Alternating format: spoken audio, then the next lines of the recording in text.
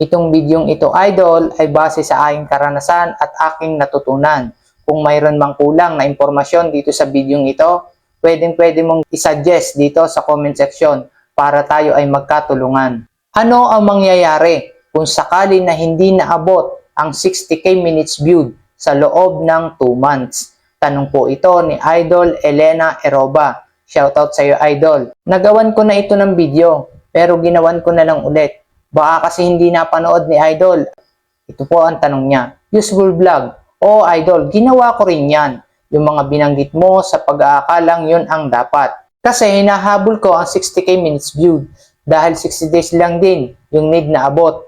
So what will happen kapag di ko naabot yung need na views within 2 months? Babawiin ba ni sir yung start tool ko or yung setup ng payout ko? Please advise. Nalilito kasi ako. Thank you so much.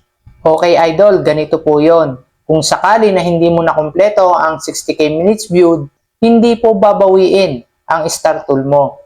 Magkaiba po ang criteria ng star tool sa in-stream ads. Maging ang earnings na yan, hindi po pinagsasama. Magkabukod po yan, makikita mo sa dashboard.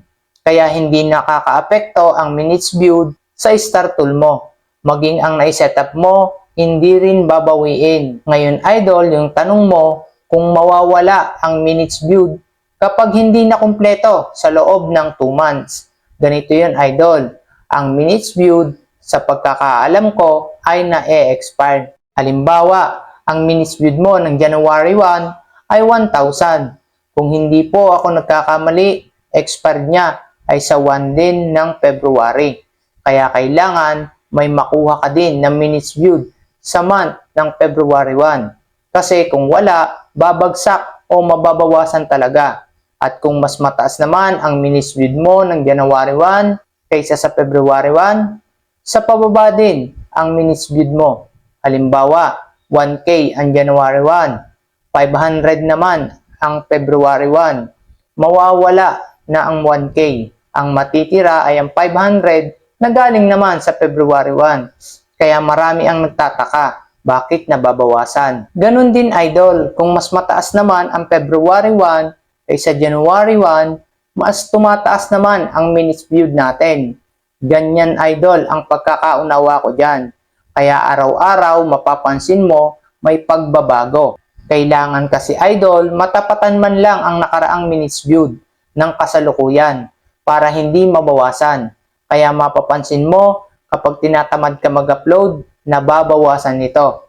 Kapag patuloy na bumababa ang views, nababawasan din ang minutes viewed natin. Ito, Idol, ay pinag-aralan kong mabuti. Kung may kulang man sa impormasyon o hindi mo pa naunawaan, uulitin ko, Idol. Obserbahan mong mabuti. Habang tumataas ang views ng mga video mo, tumataas din ang minutes viewed mo. Kapag bumababa ang views, bumababa din ang minutes viewed mo. Kaya, Idol, napakahalaga na engaging ang mga ginagawa nating mga video.